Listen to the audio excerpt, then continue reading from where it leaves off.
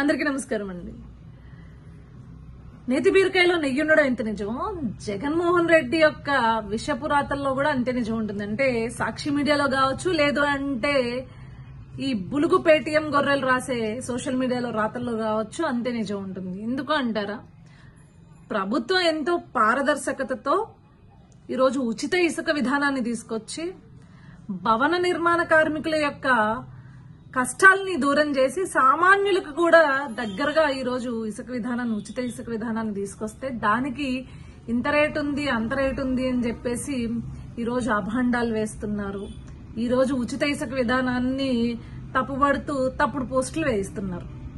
కానీ నిజంగా చూసుకుంటే గత ప్రభుత్వంలో ఎక్కడెక్కడ ఏ ప్రాంతాల్లో ఎంతెంత వీళ్ళు దోచుకున్నారో దాచుకున్నారో ఒకసారి మనం చూద్దాం. విశాఖపట్నంలో వైసీపీ పాలనలో టన్ను ఇసుక 1200 పైబడి దొరికితే ఈరోజు కేవలం 570 రూపాయలకే ఇసుక అందుతుంది. అదేవిధంగా విజయవాడలో వైసీపీ పాలనలో టన్ను ఇసుక 1500కు దొరికితే ఈరోజు కేవలం 600 రూపాయలకు మాత్రమే లభిస్తుంది. కర్నూలులో వైసీపీ పాలనలో టన్ను ఇసుక 1300 ఉంటే ఈరోజు కేవలం 540 రూపాయలకు మాత్రమే దొరుకుతుంది. తిరుపతిలో వైసీపీ పాలనలో టన్ను ఇసుక 2000 రూపాయలు ఉంటే కేవలం ఈరోజు 600 రూపాయలకే లభిస్తుంది.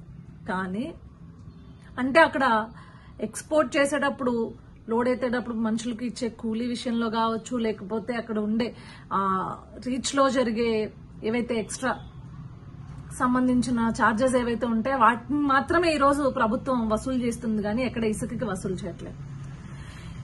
ఈ రోజు వాళ్ళు కూడా వచ్చి శుద్ధులు చెప్తున్నారు. అంటే ఇసుకని కేవలం రాష్ట్రంలో ఎక్కడా దొరకకుండా పక్క రాష్ట్రాలకి ఎగుమతి చేసుకుని బ్లాక్ మార్కెట్ లో సైతం అమ్మేసుకున్న గవర్నమెంట్ జగన్మోహన్ రెడ్డి ప్రభుత్వం అయితే ఈరోజు కేవలం అతి తక్కువ ధరలకి ఈరోజు ప్రజలకి అందిస్తుంది తెలుగుదేశం ప్రభుత్వం.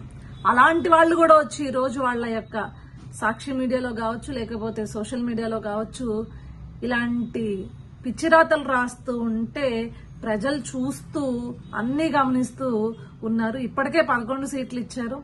రేపొద్దున మీరు ఇలాంటి విషపురాతలు కనుక మళ్లీ రాస్తే ఖచ్చితంగా ఆ 11 సీట్లలో ఒక నెంబర్ తీసేస్తే మళ్ళీ మీకు వచ్చేది ఒకటే అనేది గుర్తుపెట్టుకోండి.